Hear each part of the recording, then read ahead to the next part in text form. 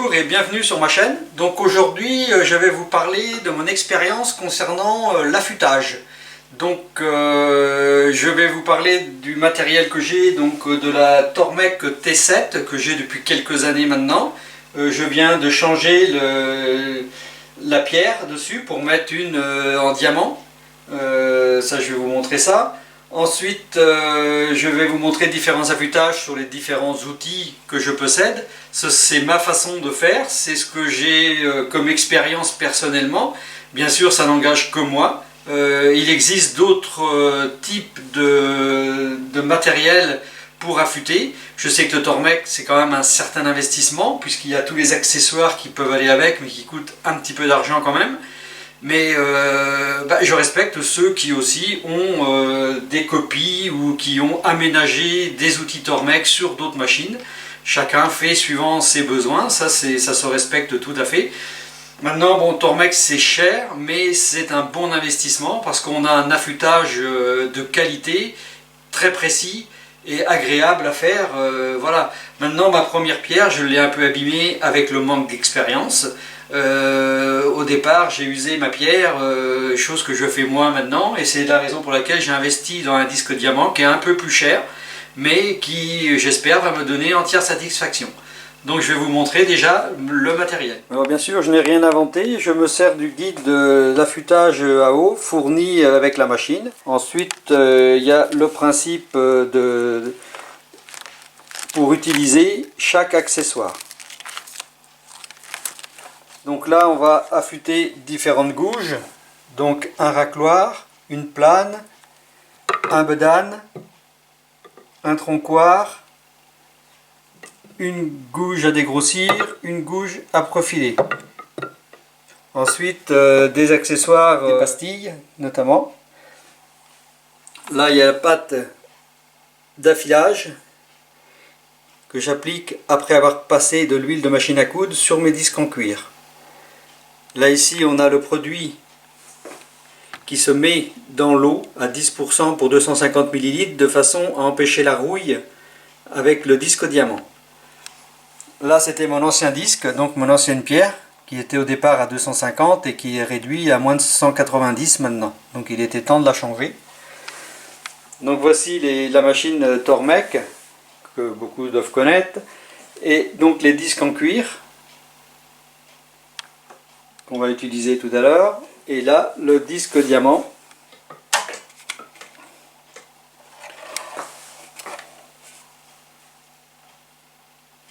Ensuite les différents accessoires qu'on va utiliser. Alors il existe plusieurs grains concernant le disque diamant. Moi j'ai pris le grain moyen qui correspond à 600. Il existe un grain plus gros qui peut servir pour dégrossir, pour faire des plus gros travaux. Moi je ne l'ai pas pris parce que déjà c'est un coût et j'ai toujours gardé mon ancien touré élément où je peux dégrossir, former mes outils avant. Et je viens les finir après bien sûr sur cette meule là. Il existe après encore un grain plus fin qui sert surtout pour les outils de sculpteur, car là il polit encore beaucoup plus fin quoi, hein. En gros là le gros disque c'est du 300, 360 je crois, et celui-ci c'est du 600 et l'autre c'est du 1200 en grain. Donc là l'autre est très fin. Alors l'avantage de ce disque là c'est qu'il garde toujours le même diamètre, il creuse pas, il n'y a pas à redresser, donc on garde un réglage beaucoup plus précis. Il faut pratiquement pas appuyer sur l'outil. On peut après aussi affûter sur le côté. Ce tranchant là est prévu à cet effet. Donc on va mettre les accessoires pour pouvoir mettre ça en place. On peut s'en servir à sec ou on peut s'en servir avec le bac et de l'eau. Donc il suffit de mettre à peu près 250 ml d'eau. Il ne faut pas charger beaucoup en eau parce que si on met trop d'eau, le diamètre étant important, on risque d'avoir des fuites d'eau et ça sert à rien puisque la meule ne s'imbibe pas d'eau comme celle en pierre, donc ça sert à rien de mettre beaucoup d'eau. Le seul inconvénient que je trouve quand on met pas beaucoup d'eau par contre c'est que le côté est à peine assez humidifié. Alors maintenant la meule à eau est opérationnelle. Donc je prépare régulièrement aussi, j'entretiens mes disques en cuir. Je passe un petit peu d'huile de machine à coudre dessus, de façon à les nourrir, à ce qu'ils ne soient pas trop secs.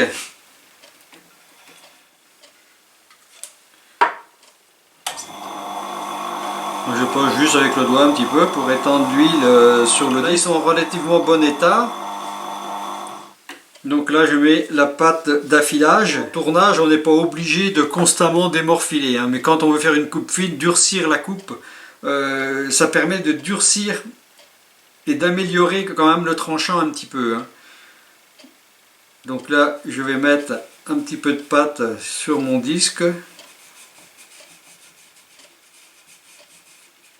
Donc le fait qu'il y ait eu de l'huile, la pâte s'étend mieux.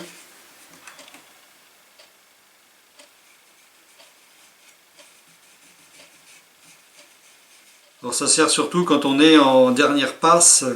Là on a besoin d'affûtage plus dur et plus fin.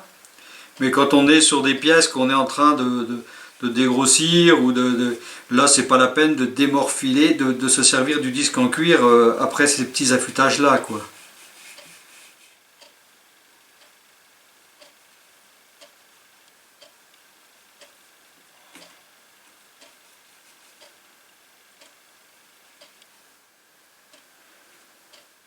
Voilà.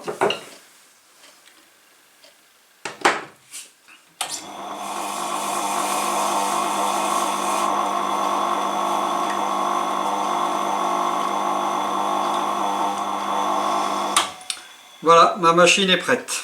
Alors on va voir pour affûter la gouge à profiler. Donc au départ j'avais un angle de 45 degrés et maintenant je suis sur pratiquement tous mes outils, je suis sur un angle à 55 degrés. Alors je vais d'abord mettre cette pièce qui sert de guidage. On peut régler, qui sert à régler la profondeur, on peut avancer ou reculer la barre. Donc pour trouver la bonne distance, moi pour mes réglages, je me positionne sur le trou A. Donc je mets l'appareil dans le trou A. Là il y a deux petites molettes métalliques. Je règle avec ma molette de façon à ce que les deux petites molettes tournent. Là c'est le cas, donc je peux bloquer. Donc là j'ai le bon écartement par rapport à ma barre. Donc cet outil-là après va me servir également pour la profondeur. Moi dans mon réglage, dans le cas présent, je suis sur le trou A pour la distance et je me mets à 65 mm dans l'appareil. Donc je prends cet appareil-là. Donc là je mets ma gouge, je mets la gouge dedans. Et là je règle 65 mm, je serre la molette pour bien bloquer à cette dimension là. Et là mon appareil est prêt. Donc là je vais mettre dans la barre. Et là j'ai le bon angle pour affûter. Donc je mets la machine en route. Et là sans forcer du tout, juste en caressant légèrement,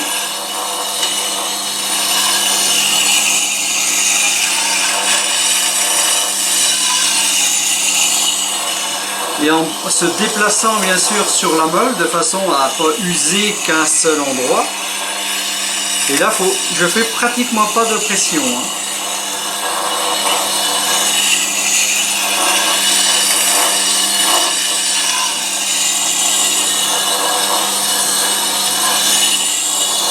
Donc là l'angle est répété à chaque fois bien sûr sans aucun souci et très précisément, donc il y a juste une petite passe à faire et c'est suffisant.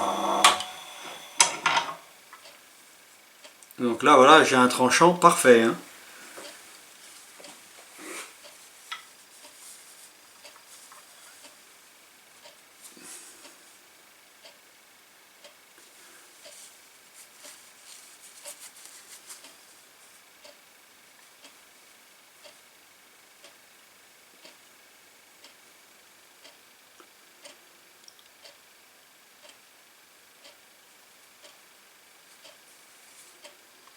Donc là, l'angle est à 55 degrés. Moi, c'est l'angle qui me convient pour un confort. Ces gouges-là, du coup, me servent à profiler et à creuser. J'ai une gouge à creuser également, mais que j'affûte sur le même angle. Donc qui peut me servir, du coup, à profiler et à creuser. Parce que sinon, la vraie gouge à creuser, il faut faire un angle à 45.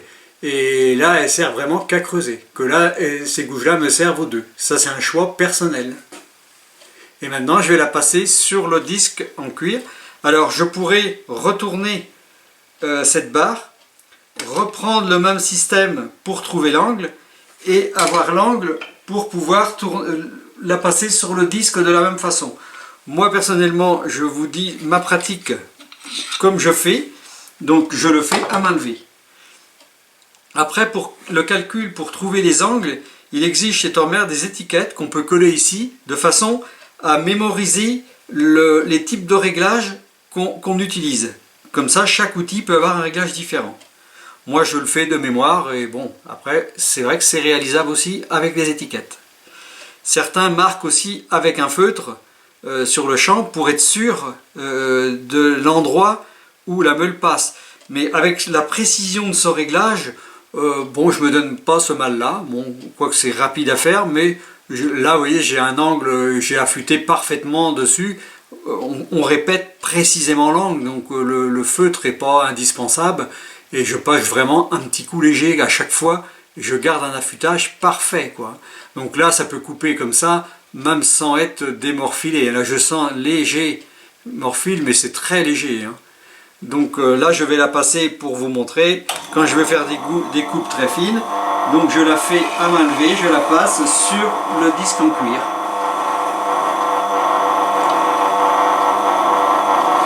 Je fais le même mouvement sans déplacer en fait mon outillage. Et là, on arrive à avoir une coupe beaucoup plus fine encore, quoi. Et après, je la passe pour enlever sur le disque.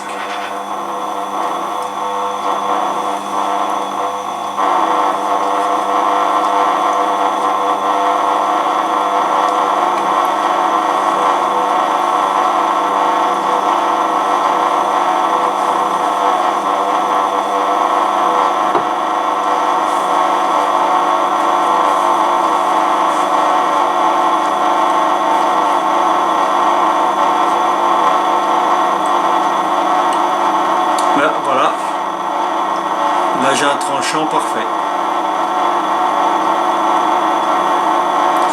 Voilà ma façon d'affûter les gouges à profiler.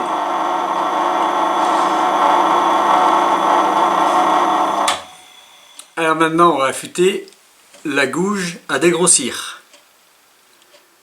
Donc là je prends cet outil là. Donc il y a un côté plus plat de ce côté-là, donc je mets la gouge de cette façon-là dedans. Je dois mettre en départ ici à 10 cm. Donc j'ai fait un trait sur mon établi, je place au bord de l'établi, j'avance ma gouge à 10 cm et je la bloque dans l'outil. Voilà, elle est bloquée à 10 cm. Donc maintenant, je vais devoir trouver l'angle.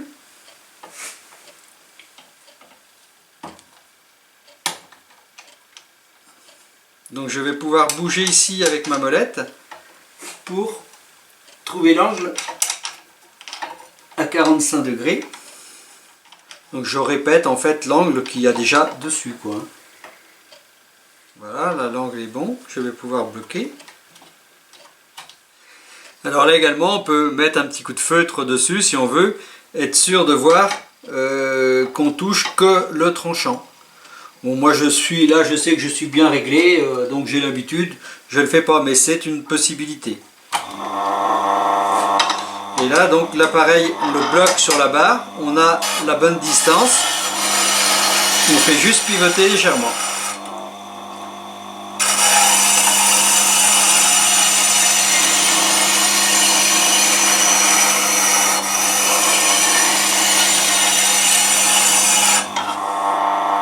Alors voilà, l'angle on vois que c'est bien passé partout.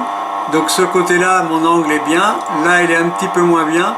C'est parce qu'avec mon ancienne pierre, en fait, qui n'était pas aussi régulière que celle-là, j'ai encore un petit peu à couper pour réduire, pour être parfait des deux côtés. Mais je ne veux pas user plus là, puisque là, je coupe bien, je peux m'en servir comme ça. Je ne vais pas perdre 3 mm de ma gouge juste pour ce petit angle-là, quoi, hein, qui est un défaut, en fait, sur l'affûtage, qui a été provoqué avec l'ancienne pierre, en fait. Hein. Donc là, maintenant, on sent le morphile ici. Là, le tranchant est parfait. Donc je vais pouvoir la passer sur le disque en cuir. Donc je pourrais faire pareil, retourner et passer dessus, mais moi je vais le faire à main levée.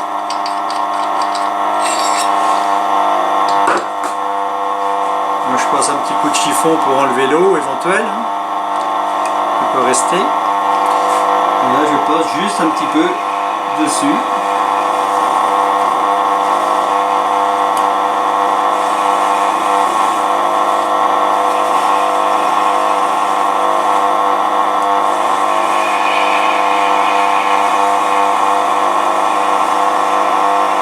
Ça permet aussi de ressentir le fait de faire à main levée, comme quand on fait du tournage. On doit ressentir la gouge, on doit ressentir quand ça frotte bien sur tout l'ensemble, quoi. Et après, je la passe ici pour enlever le morphine, sur le disque là arrondi.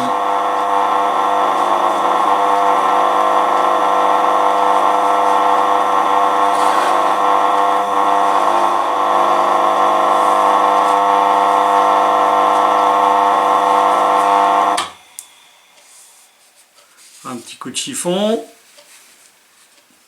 Et là, attention de ne pas mettre les doigts trop dessus, parce que là c'est vraiment un tranchant, c'est vraiment très tranchant. Hein. Là, la coupe est parfaite, avec ça on peut dégrossir sans aucun problème. Hein. Voilà pour l'outil à dégrossir. Alors maintenant, je vais affûter le bédane. Donc là, je vais enlever cette pièce-là, que je vais reprendre tout à l'heure. Je vais placer cet appareil-là qui va me permettre d'affûter sur le côté. Donc là, on peut articuler de façon à régler. Et là, c'est le même mode de serrage qu'on a ici. Donc là, moi, j'ai mon réglage que j'ai déjà défini. Je pousse au bout. Voilà, ce support-là est tenu. Je reprends la pièce que j'avais ici tout à l'heure pour la mettre ici.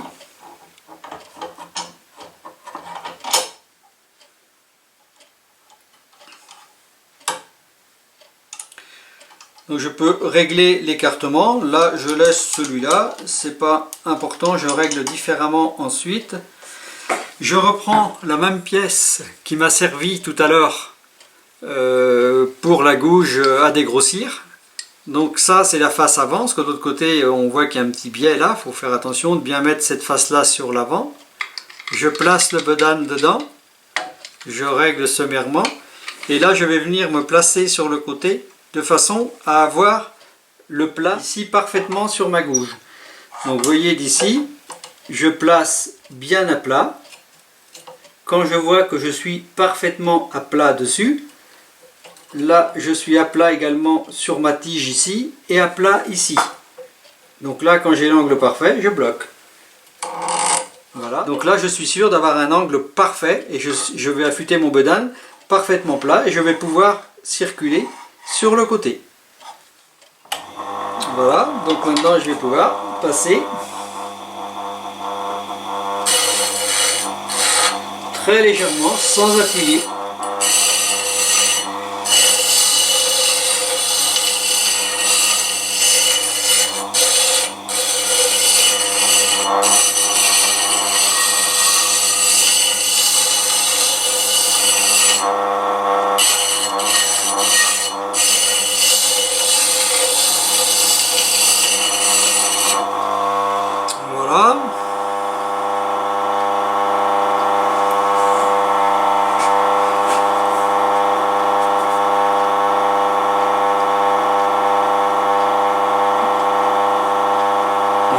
champ est parfait.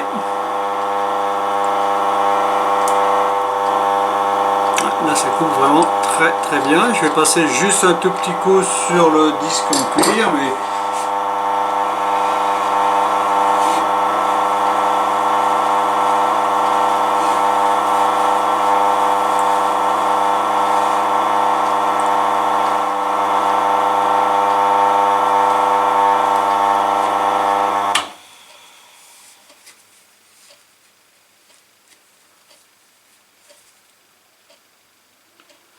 voilà, un bedane parfaitement affûté.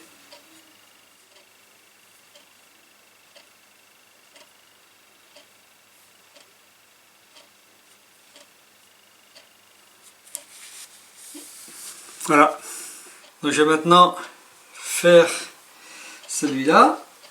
Donc le procédé est exactement le même pour le tronquoir. Et l'avantage, c'est qu'on peut faire les deux côtés.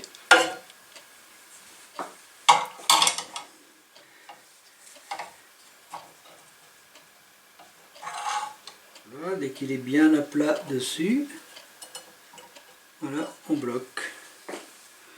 Et du coup, il est bien au milieu.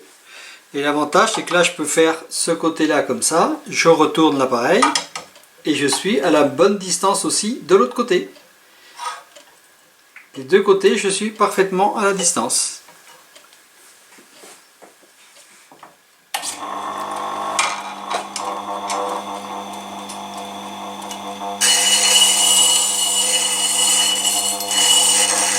Sans appuyer, toujours très léger.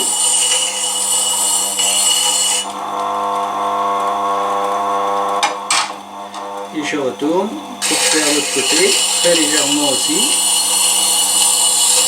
Bien à plat.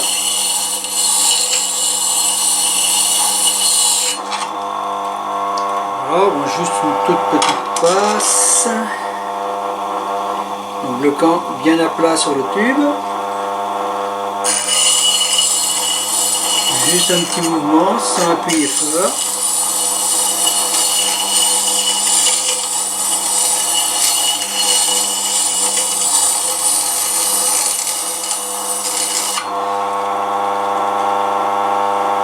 Un petit coup de l'autre côté.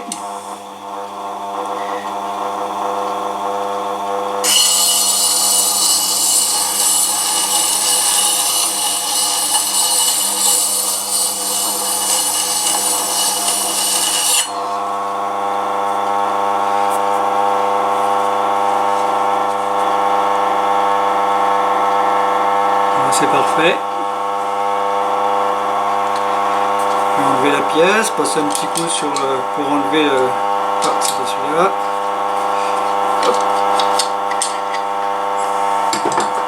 Passer à l'enlever.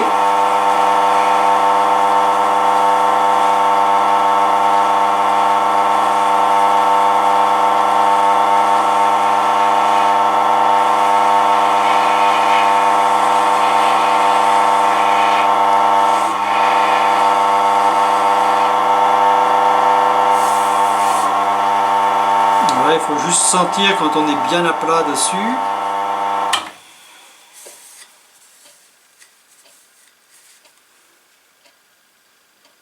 Bon là ça coupe parfaitement. Là l'affûtage est parfait.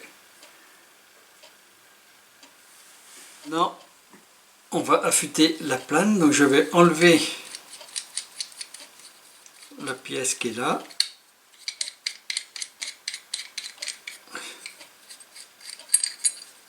Cette pièce là, le petit triangle là, pour mettre à la place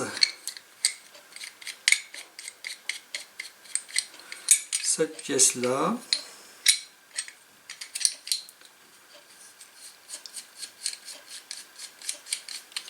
Voilà qu'on va pouvoir régler l'angle de la plane avec. Pour la plane, je vais remettre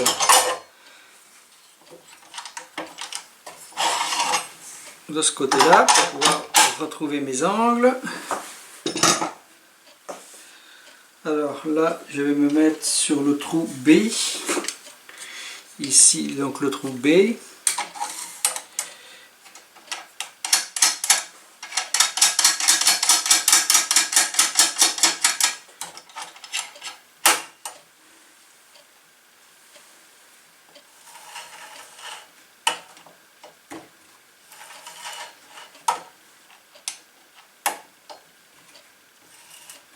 Voilà, c'est parfait. Donc ici, il faut que je me mette à l'angle de 20. Donc là, donc un réglage à 20 degrés, j'ai mis. Ensuite, je vais mettre la plane dedans et la régler à 55 de profondeur.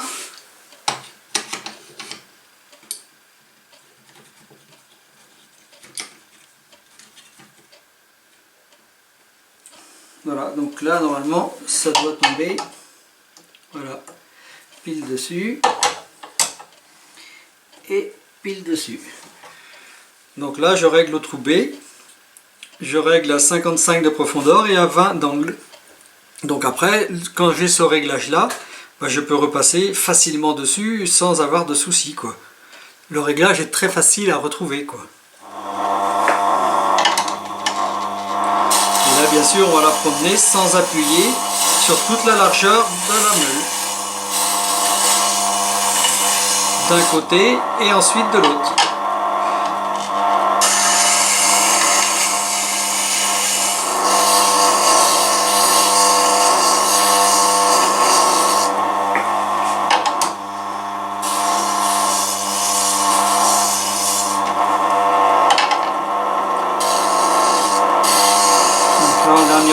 Passe tout doucement sans appuyer du tout pour relever le morphile au maximum. Voilà, c'est pas mal. Donc, je vais passer sur le disque en cuir un petit peu. Là, ça coupe.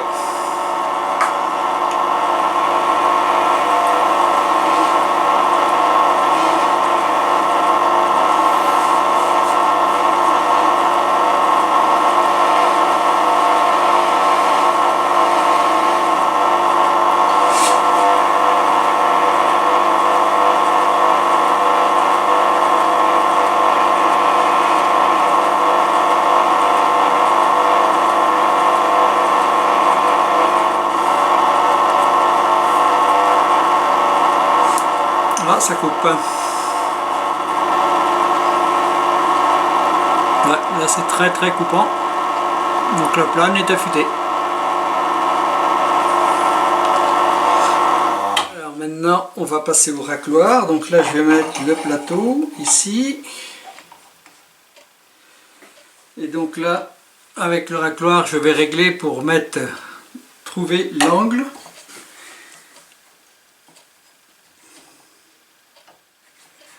Donc là, j'ai trouvé l'angle, donc je vais pouvoir passer mon racloir dessus. Donc là c'est pareil, on peut mettre un petit coup de feutre si on veut, de façon à voir si on est exactement, mais là comme c'est bien lisse, c'est pas comme la pierre, là on est sûr d'être parfait en fait.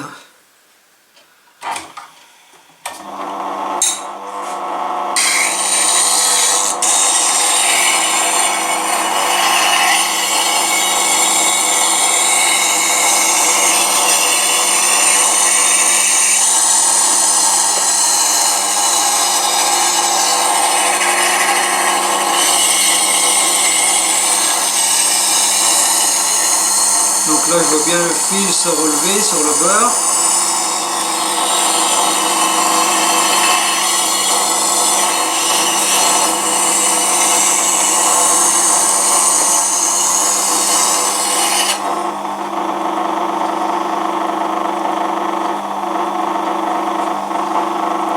Donc là je sens le morphile là, qui se fait là. Donc là ça coupe déjà très bien comme ça.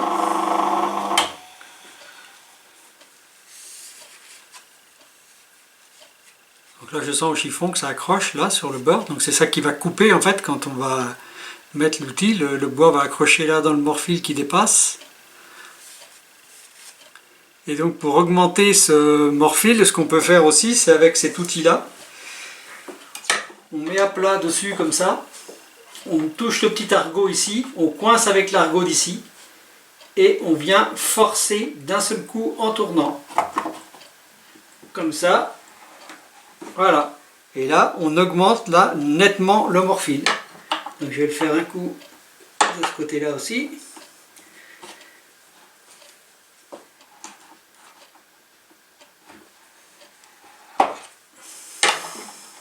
On va passer un petit coup là, pour que ça accroche bien sur le côté là.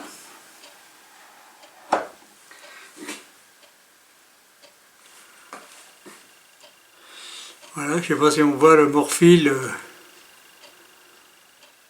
sur le bord, mais là on voit que maintenant là ça accroche, là ça va bien gratter, bien racler quoi. On sent bien au doigt là, ça accroche très très bien. Voilà pour le racloir. Alors maintenant pour les pastilles, pour racler aussi, on va enlever ça. Donc ça je vais défaire la bague qui est ici.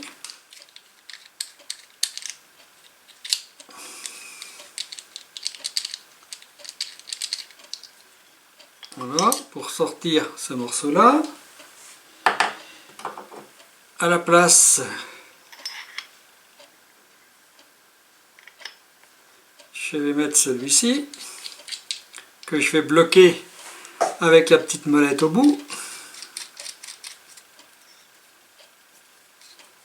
Alors, on peut prendre une clé à laine pour pouvoir le bloquer. Voilà. Maintenant, je vais enlever la petite vis qui est là.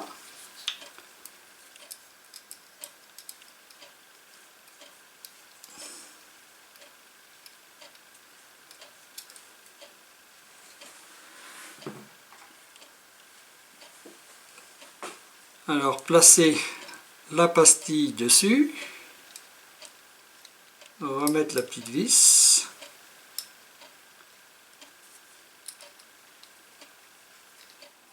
voilà, donc la petite pastille elle est dessus, donc ça peut être une carrée, ça peut être une ronde, donc celle-là elle est toute neuve, j'en avais pas de démonter, de user, donc je vais juste montrer, donc je la positionne là dessus, et là maintenant je peux tourner là pour régler. Et donc là, je peux la positionner bien dessus, à l'angle voulu. Là, elle est parfaitement à l'angle. Et du coup, je peux mettre en route et l'affûter. Comme ça, en la bougeant dessus. Ensuite, je tourne d'un quart de tour. Je fais ce côté-là et tous les quatre côtés pareil. Et quand c'est une ronde, il suffit de tourner au fur et à mesure, tout doucement. Et ça permet d'affûter les pastilles très facilement. Voilà pour ce qui est des pastilles. Voilà ce que je pouvais vous dire sur mes façons d'affûter, tous mes outils. Donc j'espère que ça a été instructif pour vous. Chacun après à sa façon, à sa méthode, à ses angles, trouve son confort. Et ce qui est important c'est d'être très bien affûté. Dès qu'on voit que le copeau est moins net quand on tourne, il ne faut pas hésiter à raffûter. Le secret du bon tournage il est là, dans l'affûtage. Tout bon tourneur doit savoir déjà affûter. Donc j'attends vos réflexions, vos remarques et je vous répondrai. Je vous dis à bientôt sur ma chaîne et n'hésitez pas à vous abonner.